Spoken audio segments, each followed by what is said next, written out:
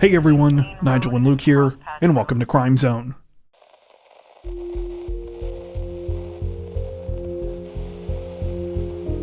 Authorities in Monmouth County, New Jersey say that a shocking and deadly confrontation unfolded last week when a man allegedly used fake police lights to pull over and fatally shoot another man in a quiet neighborhood, a crime that is suspected to be the result of a love triangle. According to police, the victim, 36-year-old Rolando Octe Mejia, was followed from a convenience store parking lot late on the night of June 4th by 33-year-old Juan Jesus Yanza. Surveillance footage reportedly shows Yanza's vehicle equipped with aftermarket emergency lights, which he turned on to mimic the look of an unmarked police cruiser, prompting Mejia to pull over on White Street.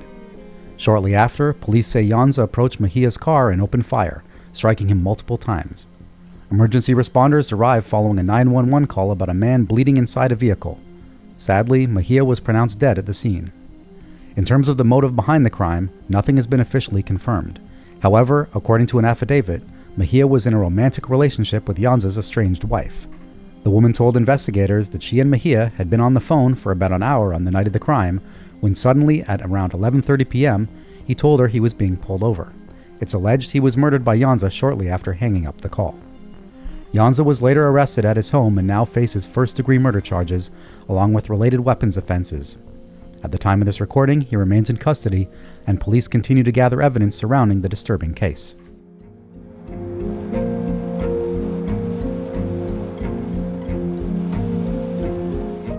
Authorities in a normally quiet Oklahoma suburb say that a local grandmother has been arrested and is now facing numerous charges following incredibly chilling allegations of child abuse against her own young grandchildren. Though the disturbing case was only announced to the public this week, police say that the arrest was actually the product of a year-long investigation. It began when they were contacted by a social worker who had been tipped off about possible abuse at a home in the city of Warr Acres. Specifically, about an 8-year-old girl and 6-year-old boy who were being kept in nightmarish conditions by 53-year-old Davina Marks. According to reports, Marks is the grandmother of the two children, and she was also their primary caregiver. She'd been granted full legal custody of them in 2022 after their father was tragically killed in a road rage incident.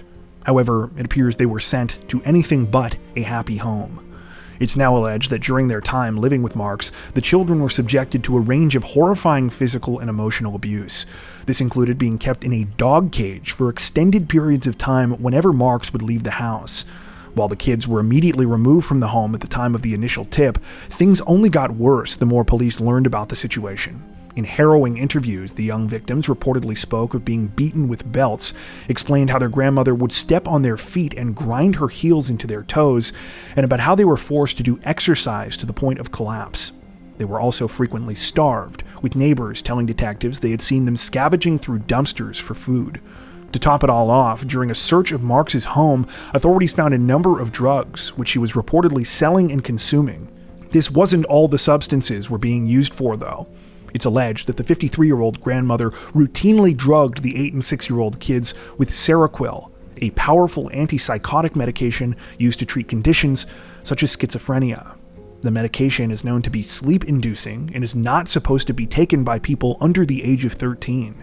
According to police, Marks was finally arrested last month in May, following extensive conversations with the young victims. She's now facing numerous charges, including child abuse and neglect.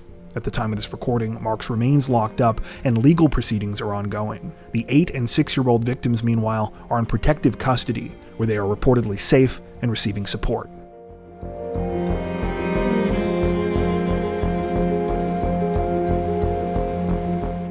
Authorities in Harris County, Texas say that a local man is facing very serious charges this week after he allegedly carried out a brutal attack on his mother, a crime which he apparently attempted to cover up, though was busted because of his own messages.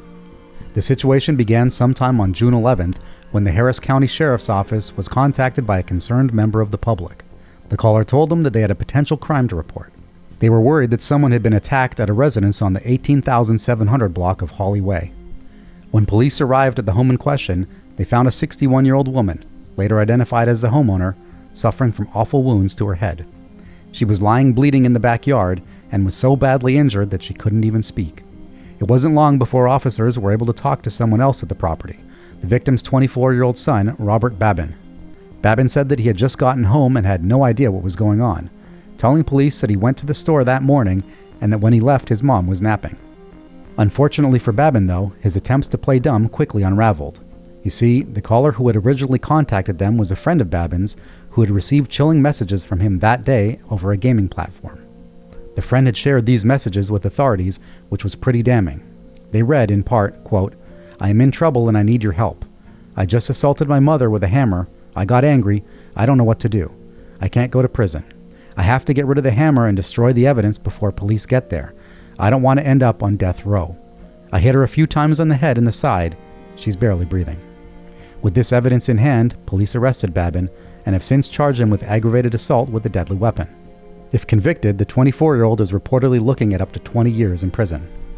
While no motive or explanation behind the chilling incident is currently available, at a hearing this week, Babin's court-appointed attorney argued that he should be released on $30,000 bond because he has no criminal history, describing him as a, quote, high-functioning person with autism.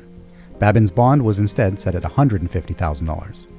At the time of this recording, the 61-year-old victim of the crime remains hospitalized in critical condition.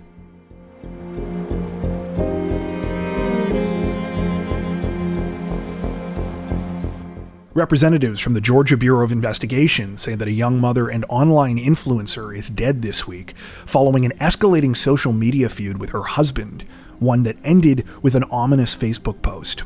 Police were alerted to the situation on the evening of June 14th when they received calls about a domestic dispute at a residence in Twin City. Unfortunately, by the time they arrived at the property, it was already too late. One of the homeowners, Zariah Khadija Carr, was unresponsive inside and was soon pronounced dead. While the 27-year-old mother's cause of death has not been confirmed, multiple news outlets have reported that she suffered stab wounds and that the case was quickly treated as a homicide. It didn't take long for authorities to turn their attention towards Zariah's husband, 39-year-old Shamarcus Jamil Carr. Shamarcus was nowhere to be found when police responded to the crime scene, and Zariah's 2021 Dodge Charger was also missing from the driveway. Shamarcus was located about an hour and a half later, driving the missing car about 80 miles south in Wayne County. Officers attempted to conduct a traffic stop, but before they could take Shamarcus into custody, he reportedly pulled out a gun and shot himself in the head. He was later pronounced dead at a local hospital.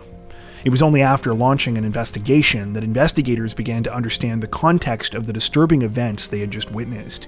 It's now been suggested that the tragic situation was the result of an escalating social media feud between Zariah and Shamarcus. According to reports, the husband and wife were both online influencers. Zariah had around 35,000 followers on her Facebook page, where she went by the name Duchess Dior. Shamarcus, meanwhile, had built up a following of about 44,000 people centered around his life as a French bulldog breeder. It's not clear how things first turned ugly between the couple, but what we do know is that recently the pair had been airing their grievances with each other publicly to their thousands of followers.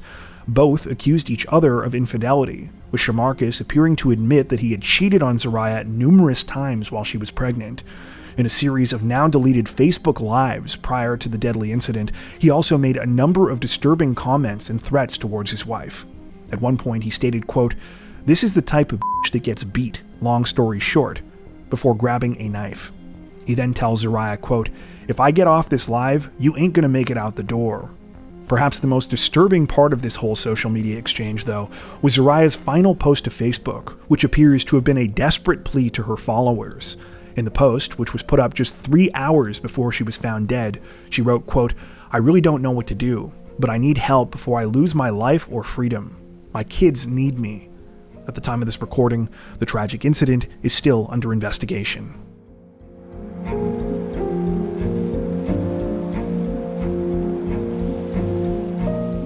A Missouri man's attempt to play policeman ironically ended up with his own arrest this week, after he allegedly harassed a Hispanic family while trying to act as an immigration vigilante.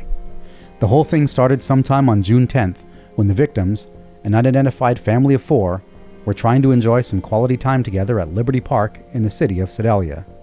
The parents of the family were with their 2 young kids who were in the middle of playing when suddenly they were approached by a man they did not know. He was in the middle of screaming and ranting. It took the parents a couple of seconds to realize that the stranger was directing his anger at them, though when they did, it soon became clear what was going on. According to police reports, the man, later identified as 61-year-old Dean Murphy, aggressively came up to the mother of the 2 children and was yelling, quote, "They better be legal," Apparently, Murphy had taken one look at the Hispanic family having a good time together and had immediately assumed that they were illegal immigrants. Moreover, he had also clearly decided that it was his right to confront them about this. Thoroughly freaked out by Murphy's behavior, the woman immediately grabbed her children and took them back to the family car. She was quickly joined by her husband, who proceeded to try to get them out of the situation. However, this supposedly did little to stop the harassment. Murphy allegedly approached the driver's side window of the family's vehicle, demanding to see the husband's citizenship papers. He also blocked their car and refused to let them leave.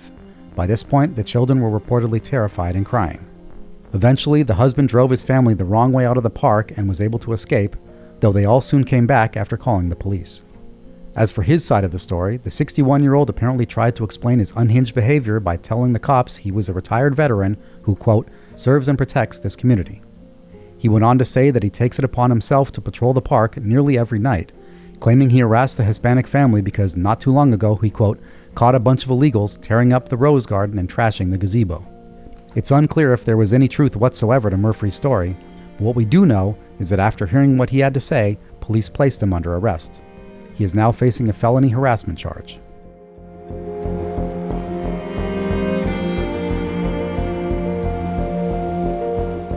Authorities in Volusia County, Florida say that a local father has been arrested in connection with an absolutely heartbreaking case 2 weeks after he allegedly left his toddler to die in a hot car while he went out to drink. The awful situation began earlier this month on June 6th when the dad in question, 33-year-old Scott Gardner, left his home in the city of Ormond Beach with his 18-month-old son Sebastian. However, this was no father-son day trip. According to reports, rather than looking after the boy, Gardner stuck him in his car seat and left him there while he got a haircut and then went to a local bar called Hanky Panky's Lounge. For approximately 3 hours, Sebastian was allegedly left unattended inside his father's boiling vehicle. During that time, his body temperature reportedly reached 111 degrees Fahrenheit, and he passed away due to the extreme heat. Making the situation even more infuriating, apparently Gardner did leave the bar at one point, but it wasn't to check on his son.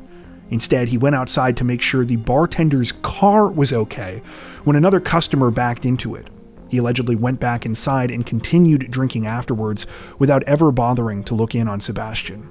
It wasn't until later that afternoon, when Gardner drove home, that he finally called police. But by that point, it was far too late, and the young boy was pronounced dead after life-saving measures had no effect.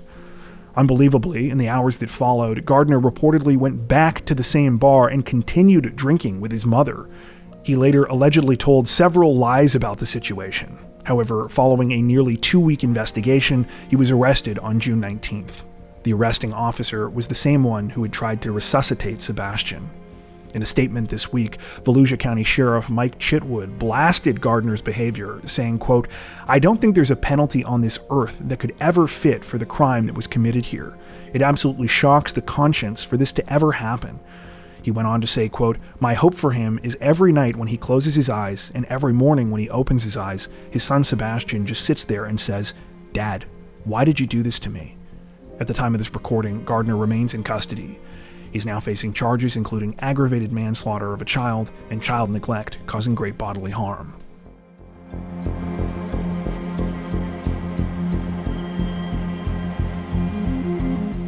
Police in Scranton, Pennsylvania say that a workplace dispute ended in a shocking and tragic incident last week after a hardware store employee allegedly shot and killed one of his co-workers during the middle of an overnight shift.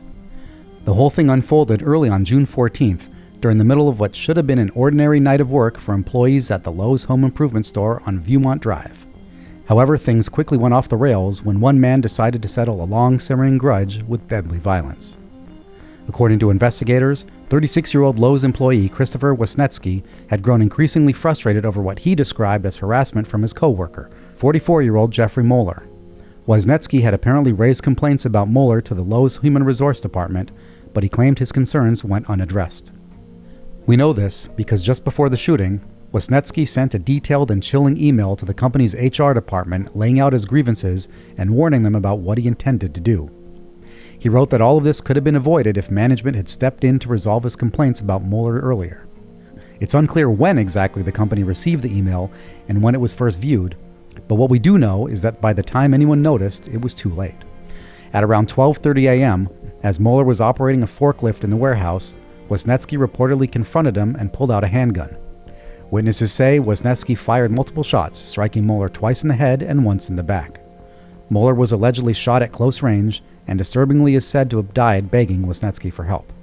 After the shooting, Wisniewski calmly called 911 to report what he had done, telling dispatchers, quote, "I was the person that did it." Emergency crews rushed Moeller to Geisinger Community Medical Center, but sadly he was pronounced dead shortly after arrival. During subsequent discussions with police, the 36-year-old claimed he fired the headshots at Moeller to end his suffering. He also stated that he originally planned to take his own life as well, but backed out once he actually went through with the shooting. Friends and family have described Moeller as a devoted father to his 3 daughters who had recently reconnected with his faith. The incident has left the community reeling and raised troubling questions about workplace safety and how seriously harassment complaints are taken by employers. Currently, Wisniewski is being held without bail and faces multiple charges including first and third-degree murder. A preliminary hearing is set for later this month. At the time of this recording, the investigation is ongoing, and authorities are urging any witnesses to come forward.